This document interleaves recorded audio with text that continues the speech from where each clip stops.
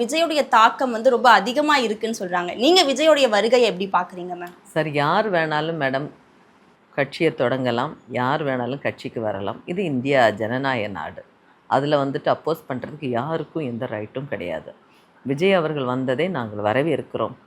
ஆனால் களத்தில் அவருக்கு செயல்பட முடியுமா என்றால் கண்டிப்பாக முடியாது. ஏன்னா இது சினிமா ஷூட்டிங்கோ எதுவுமே கிடையாது. சினிமாவில் டயலாக் எல்லாம் பேசிட்டு போகலாம், ஆனால் நிஜ வாழ்க்கையில் அல்ல நிஜ அரசியலில் வந்துட்டு இதெல்லாம் பேச முடியும்னா கண்டிப்பாக முடியாது.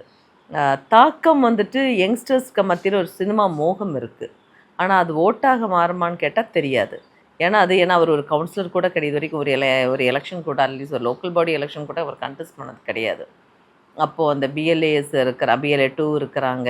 அவங்களுக்கு அந்த என்னது ஒவ்வொரு இடத்துலையும் வந்துட்டு பூத்துக்கு ஆள் கூட அவங்களுக்கு இருக்காங்களா தானே. அதனால அது எலெக்ஷன் வந்து ரிசல்ட் வரும்போது தான் அது என்ன எப்படி வருதுங்கிறது